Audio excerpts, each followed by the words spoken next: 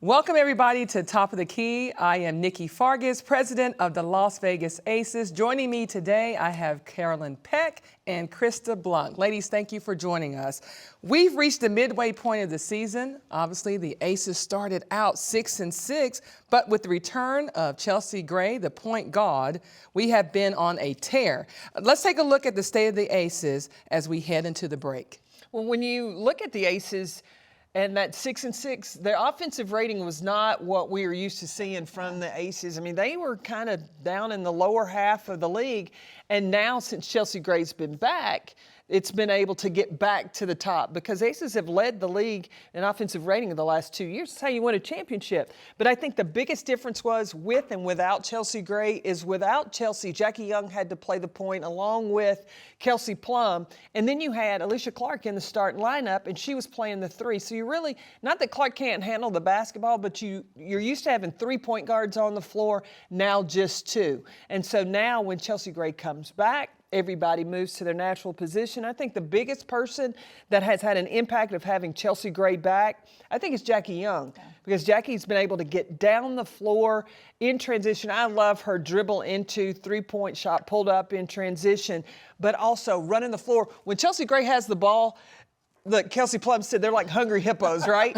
They are sprinting down the floor because they know they get to eat if they're the first one down the floor, and Chelsea Gray will find them. Yeah, they don't have to think quite as much when they're out there. They get to go get right in that position that they know so well, and Jackie Young will be the first one to tell you. And also, you're looking for her on the defensive end. And talking about the defense, I think that was one of the things that was really missing. That's exactly what Becky Hammon talks about every single game. I know they know how to do it, but we have to talk about it and reiterate it because they have to continue. So much of their offense comes from their defense. And when you don't have the depth that you did from the bench either, you're really asking a lot of players that are playing out of position. So defensively, that's your first line. So without Chelsea Gray, it's not just about her assist numbers and what she does on the offensive end. It's how all the defense can settle in. Well, and one of the things that A'ja Wilson told us was that Chelsea Gray's the brains of this team on the floor. And so when she said that, I was thinking more in terms of like the body, you know, all the different organs, your heart, your lungs, and all that works, but it works because your brain tells it to.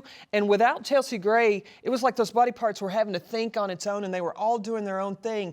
I remember that first game when Chelsea came back, like at shoot-around, there was just a different pep in their step. There was a different, you know, just energy in the building for that game because everybody was so excited to have Chelsea Gray back. Do you remember Game 4 when Chelsea was hurt and couldn't play? Like, to show you how much she means to this team, everybody stepped up in that game in her absence. Well, everybody stepped up in her first game back because she was back on the floor. Yeah, I think that's a great example. And when you're in the playoffs and you know, okay, if we get this game, we're done. So we can give you our all. You can't emulate that every single game of a regular season. And so as much as you can talk about it and tell everybody you got to bring everything you have, it's hard to do every single game in and game out. But they got Chelsea back, and you're right. It was, even though she was on the sideline and she was contributing the best she could, you get her on the floor and they know she's going to be out there no matter what the minutes were.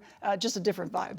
Let me say this about Chelsea Gray real quick, though. When you look at her now on the defensive side of the basketball, that allows Coach Becky Hammon to run a switching man-to-man. And there was numerous times when you see that the opposing team may have an advantage, a size advantage. Maybe Plum had got switched off on the big, but here's Chelsea Gray coming from the help line. Her help line defense allows this Aces team now to run multiple defenses as well. Because she's the coach on the floor, and you know she recognizes what teams are running offensively, and so she lets her team know what to get into defensively. And on the other side, Becky's talked about how sometimes she's ready to call an offense, and Chelsea's already calling it. And we watch in games on the sideline. This is fun to watch. And so when you guys watch games, be sure to watch this in the huddles.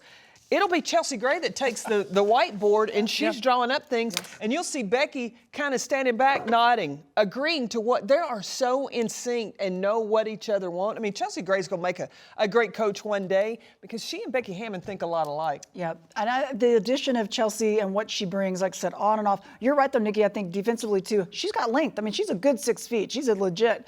And I also think that now they've basically lost a game with her back. back, and so they're getting back in that win column. But don't forget about the addition of Tiffany Hayes also along with Chelsea.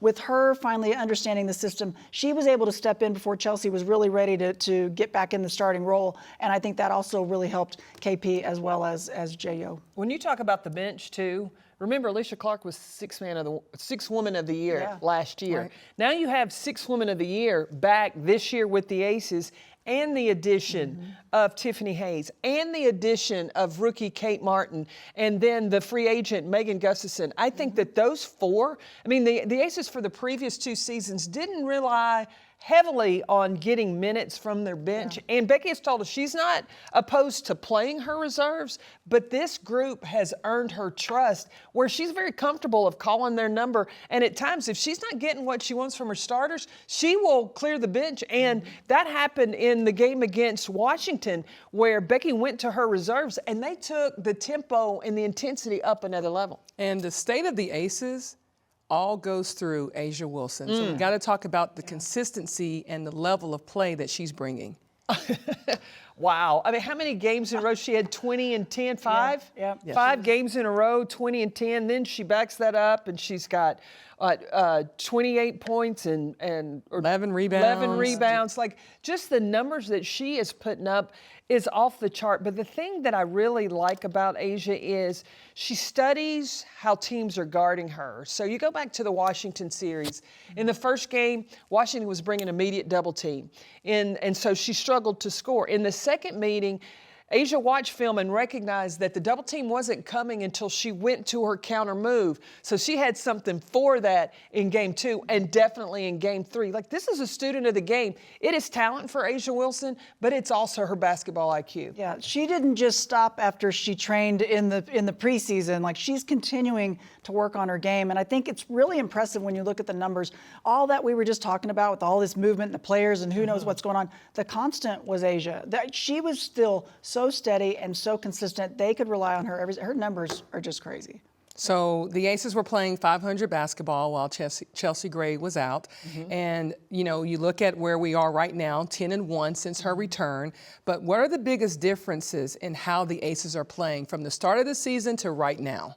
Well, I think the biggest difference is everybody's back in their roles. So they know where and who is going to be where they were having to figure that out early in the season. But I think also there's becoming more consistency of moving the basketball. Becky Hammon talks about the ball popping. Well, it's popping now because if it doesn't, either Becky or Chelsea Gray make sure that it does. And so when they share the basketball, but I think that all of that gets started when they're in sync on the defensive end. Yeah, I'm with you. The defense, it's still a work in progress, but it is so much better. I mean, during that tough stretch where they were at 500, they were allowing just under 40% behind the arc. Now it's down below 33% behind the arc. That defense has really improved. I mean, when you're considered a three-point shooting team and that's your style and your scheme and you're letting the other teams play it a little bit better than you, you better do something about it on the defensive end. And another area I think that the Aces have gotten better this year is rebounding. And I think when you look at not only A'ja, but Kia Stokes, then Megan Gustafson coming in, but they're game girl rebounding. And what do I mean by that? The guards are rebounding too. I mean, you talked about Tiffany Hayes flying in, Jackie Young's going in and getting hers at times. Chelsea Gray's in there getting involved in. Even Kelsey Plum is getting in there rebounding, trying to mix it up with the big girls inside. I think the rebounding, look, what Pat Summitt say? Offense sells tickets, defense wins games, rebounding wins championships. Yeah, the most efficient offense since June 19th and third in the most efficient defense since June 19th. So this team definitely, with the return of Chelsea Gray, the statistics don't lie, as we would say, and they continue to increase and perform at such a high level. But as we look to the second half of the season, what are you expecting from the Aces? Well, I think the biggest thing that the Aces have to adjust is getting off to great starts. I think one of the things that has happened as of late, you know, they'll spot a team, 10 points, 15 points in the first quarter, and then they got to claw their way back because, number one, they have the confidence that they can, and they're having to kind of feel a team out of how a team's going to play, where you got to be aware of that from the jump because, listen, this playoff run, it ain't going to be any joke in this second half. You're going to have healthy players that are going to be back. You're going to have teams that have gotten rest. And so I think that the Aces have to come in with like a sense of urgency when they start out this second, because they start out, New York? Yeah. To start the second half of the season. Yeah, and a back-to-back scenario on top of that as well. And I think you're absolutely right on that. I think you think the start of the season was tough. Wait till the Olympians get back. Wait till the teams get healthy again. We thought everybody improved to the start of the season. I think it's going to be almost like a whole new season after we finish. So I do think that they've got to be ready. Asia Wilson referenced that recently too. She said we can't keep digging holes and thinking we're just going to get out of it every single time. I also think it's the reserves that are going to step up. And they're really crucial. It's so exciting to see the depth, not just in scoring, but it's nice to have a little scoring from the bench. But they've got scoring, they bring defense, they bring some energy. You just never know who's going to really step up and get some minutes, whether it's Tiffany Hayes, Kate Martin might come in and hit a big shot for you. You got AC again, you got Gustafson, like you said, Bell's back trying to stay healthy. And so the reserves, I think, are really important. You brought up Asia Wilson with Kate Martin. And I think that Kate Martin, it's what Asia Wilson has put into her, because Kate Martin, it doesn't come in like a rookie. She's not scared of anything. The confidence that she has, the ability to pick up the scouting report, and at times Becky Hammond has her on the best opponent player as well. But I watch before the games when they warm up. Is that not fun to watch? Cute. The connection between the vet, the greatest player in the world, and what she pours in to the rookie, and the rookie receives it and gives that respect back. Yeah. A lot of credit to Becky Hammond and her staff, because although some of these players that are reserves don't get the minutes that they may want during the game, the energy and the support that they feel for one another is at the highest level. But we may not see what they do behind the scenes. A lot of people don't have the privilege of watching them in practice. So you have players like Kristen Bell and Sydney Colson who may not get the ticks during the game, but they are helping prepare this team for games because of their practice habits and them knowing the scouting report and being able to help elevate a Kate Martin earlier by pouring into them, as you mentioned, Asia Wilson. But again, a lot of credit to Becky Hammond, Natalie Williams, our general manager, for putting this roster together. When you look at the draft and drafting Kate Martin, huge draft pick for the Las Vegas Aces franchise, as well as signing Megan and obviously bringing Tiffany Hayes out of retirement. Right. I don't know who got Tiffany Hayes' phone number, but that was a good number to have. All right, when we return from the Olympic break, we got a 16-game sprint to the finish. And you mentioned earlier our games included, 7 of our games will include games against New York, Minnesota, Connecticut, and Seattle. How do you think the Aces are stacked to close out the season? Well, 4 aces going for Team USA, but you've got Gustafson going for Spain to the Olympics. You've got Tiffany Hayes going for Azerbaijan, the 3x3. So there's a lot of travel in there. How much playing time will they get? First of all, we want everybody to come back healthy, and that means across the board. I want to see some of these key players. It was so fun to see Nafisa Collier from Minnesota playing the way she was playing. So we need to get her back healthy. You want to be at your best. So it's going to be interesting to see how players coming back, maybe some players that didn't play the first half that are going to come back to rosters, what starters are going to become players coming in off the bench now. It's going to take, I think, maybe a little bit of time to weave it in, but what do they got, a week when they get back? Come on, they're young, they'll be all right. So I think it will take a little time, but it's going to be interesting to see how well teams can gel and who's healthy. Well, you look at Kelsey, Jackie, Asia, Chelsea don't play overseas in the offseason. And I think that plays a big part in their hunger to continue to play hard. I mean, Asia told us, this is her Christmas because she doesn't play overseas in the offseason, and Chelsea was recovering from her injury from last year. But the conditioning workouts that Kelsey Plum and Jackie Young put in, I can 100% guarantee that they are taking care of their bodies. Look, Becky told me, she said, I got 3 players that can run all day. And that is Asia Wilson, Kelsey Plum, and Jackie Young. She's not wrong. Now, when they get done with the game, this is something you don't know, too. You're walking off behind the scenes. They're already doing another workout after the game. Right. I had to watch out. I almost hit Jackie. She was doing something on one leg. And She'd get hit by a kettlebell. It's crazy. And they're doing another workout. They are so focused, and Dedicated. they are such professionals and dedicated to this, and just love that effort. Well, a lot to look forward to in the second half of the season.